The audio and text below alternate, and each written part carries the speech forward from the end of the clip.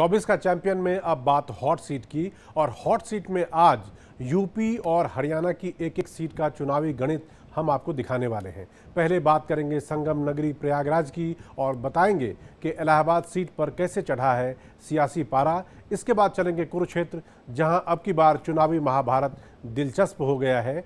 नवीन जिंदल के सामने विपक्ष की घेराबंदी कितनी मजबूत है, ये भी समझने की कोशिश करेंगे।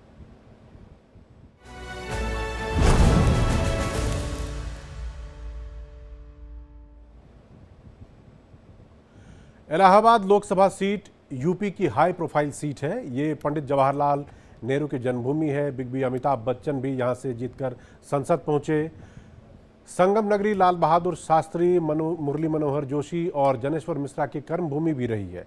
समाजवादी पार्टी से गठबंधन के बाद कांग्रेस इस बार यहां मुकाबले में नजर आ रही है। 2 दिन पहले अखिलेश और राहुल की प्रयागराज में चुनावी रैली भी हुई, जिसमें ऐसा जनसैलाब उमड़ा कि हालात बेकाबू हो गए थे। हवा का रुख भांप रही बीजेपी ने भी प्रचार में पूरी ताकत झोंक रखी है। गृह मंत्री अमित शाह के बाद आज प्रधानमंत्री मोदी ने भी प्रयागराज में जनसभा की है। उनकी सभा में भी भीड़ जोरदार रही। अब दोनों की तुलना हो रही है। वहीं अगर प्रत्याशियों की बात करें तो बीजेपी ने मौजूदा सांसद रीता बहुगुणा जोशी का टिकट काट दिया है और नीरज त्रिपाठी को टिकट दिया है। नीरज त्रिपाठी पूर्व विधानसभा अध्यक्ष केसरीनाथ त्रिपाठी के बेटे हैं और ये उनका पहला चुनाव है। उनके सामने कांग्रेस से हैं उज्जवल रमन सिंह, जो कि एसपी के कद्दावर नेता और पूर्व सांसद रेवती रमन सिंह के बेटे हैं। बीएसपी ने दलित और ओबीसी वोटर साधने के लिए रमेश कुमार पटेल को टिकट दिया है। यहां से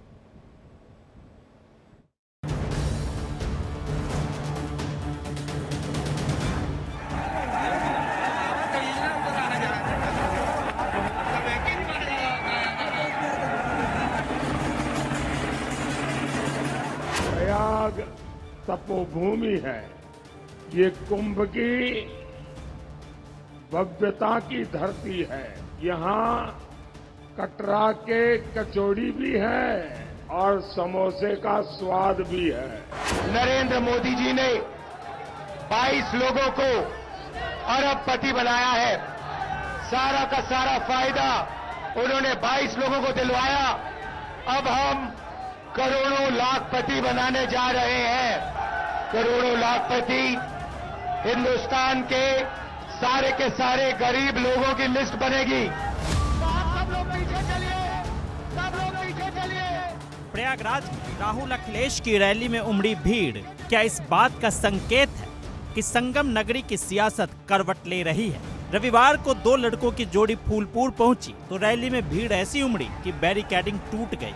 हालात इस कदर बेकाबू हो गए और राहुल अखिलेश बिना रैली को संबोधित किए ही वापस लौट गए।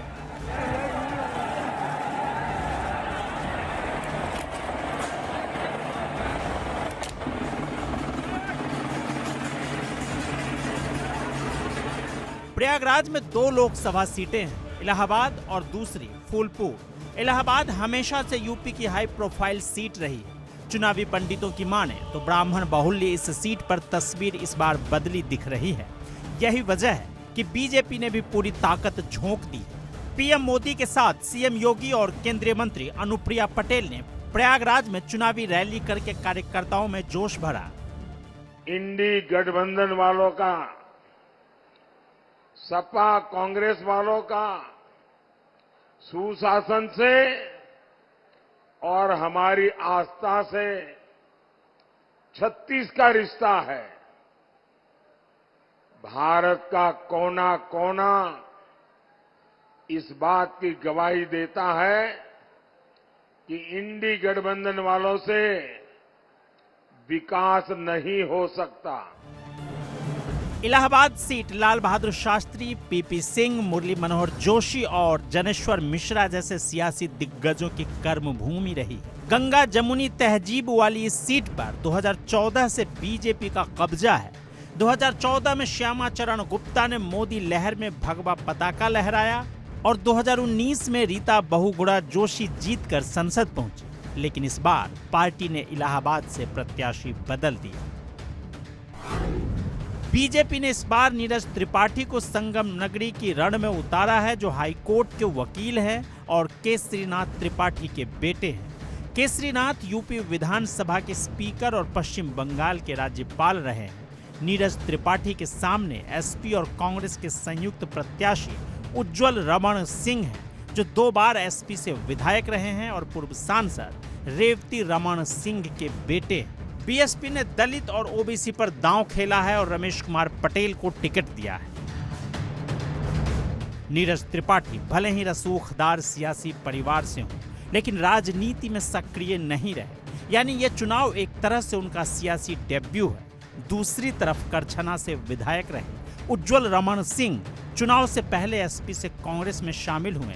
ऐसे में उन्हें अखिलेश यादव का कितना समर्थन मिलता है, ये 4 जून को पता चलेगा। पूरे हिंदुस्तान का किसान जो है आज इस सरकार से परेशान है, बेरोजगार परेशान है और महंगाई चरम पर है। यही हमारा मुख्य मुद्दा है और जनपद प्रयागराज का हमारा मुद्दा है कि सिंचाई के पानी की, पानी पीने के पानी की, इस पठारी क्षेत्र में कोई भी व्यवस्था पिछले 10 सालों में भारतीय जनता पार्टी की सरकार में, जहां उनके चुने हुए नुमाइंदे थे और प्रयागराज की अस्मिता के साथ खिलवाड़ किया गया। मैं बहुत चुनौती नहीं मानता, क्योंकि भारतीय जनता पार्टी ने जो विकास किया है उसके आगे अभी कुछ नहीं, मैं इसमें चुनौती नहीं मानता कुछ। मुद्दा यह है कि हमारी पार्टी ने जो विकास का काम किया है 2014 से, वो ज्यादा महत्वपूर्ण है। और जैसा मैंने पहले भी कहा कि हम रोड मैप लेके चल रहे हैं और अभी इस गठबंधन के पास रोड ही नहीं है। इलाहाबाद सीट पर ब्राह्मण हमेशा राजनीति की दिशा तय करते रहे हैं। यही वजह है कि यहां से अगड़ी जाति के नेता ही संसद पहुंचते रहे हैं, लेकिन इस बार हालात जुदा नजर आ रहे हैं। नीरज त्रिपाठी की उज्जवल रमण सिंह से कड़ी टक्कर मिल रही है। इस बार ओबीसी और दलित वोटर निर्णायक भूमिका में दिख रहे हैं। ऐसे में ये समझना मुश्किल है कि इलाहाबाद की सियासी कुंभ में कौन डुबकी लगाएगा। कि जो लोग पाकिस्तान का राग अलाप रहे हैं ना, अभी भी कह रहे हैं पाकिस्तान के खिलाफ मत बोलिए एटम बम है। हमने कहा भाई चिंता मत करो, पाकिस्तान से बड़ा एटम बम हमारे पास है। देख रहे हो पिछले 15 दिन से लगातार आंदोलन पाकिस्तान के अंदर हो रहे हैं। अराजकता है, तोड़फोड़ है, आगजनी है, वहां खाने के लाले पड़े हुए हैं और भारत 80 करोड़ लोगों को फ्री में राशन दे रहा है। हमारी जान, हमारी आपकी जान के और संविधान के पीछे पड़े हैं। ये बीजेपी वाले वैक्सीन लगवा के हमारी आपके जान के और संविधान के पीछे पड़े हैं। संविधान बचेगा तो हमें नौकरी मिलेगी, संविधान बचेगा तो रोजगार आएंगे।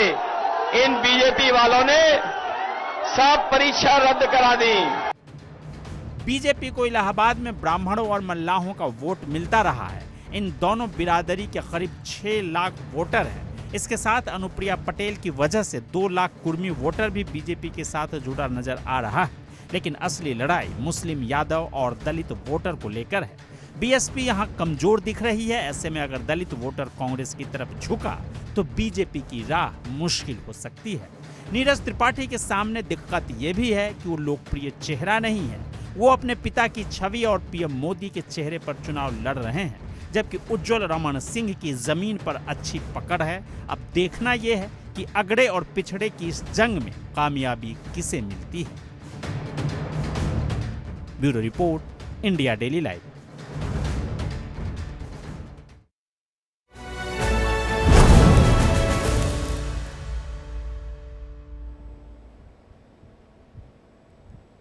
तो नेताओं के वादे इरादे आपने देख लिए। अब इलाहाबाद सीट का जाति समीकरण हम आपको समझाते हैं, उससे थोड़ा बहुत और स्थिति साफ हो जाएगी।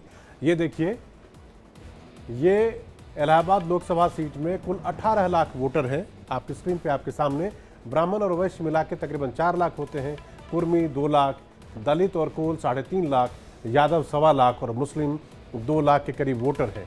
तो यानी कि आप कह सकते हैं कि थोड़ा थोड़ा बटा हुआ है। मौर्य और कुशवाहा भी 1 लाख के आसपास हैं। निषादों की संख्या 1.25 लाख, विश्वकर्मा 1 लाख और अन्य 2 लाख के करीब यहाँ पर वोटर आपको इलाहाबाद में हैं, जो कि तय करेंगे कि आखिर कौन जीतेगा। अगर नतीजों की बात करें तो 2019 में आप देख सकते हैं रीता बहुगुणा जोशी जो कि बीजेपी की उम्मीदवार थीं, उनको 55.62% वोट वहां पर मिले। और उसके बाद दूसरे उम्मीदवार हैं राजेंद्र सिंह पटेल, जिनको कि 34.89 या 35 मान लीजिए, तब भी अंतर लगभग 20% का है और ये कम नहीं होता है, काफ़ी ज़्यादा है। अगर उससे पिछली चुनाव की बात करें 2014 की, तो देखिए श्यामाचरण गुप्ता बीजेपी के हैं, उनको 35% के आसपास वोट मिला है और उनके सामने समाजवादी पार्टी के कुंवर रेवती रमन सिंह थे, जिनको कि 28.24% और केसरी देवी पटेल बीएसपी के।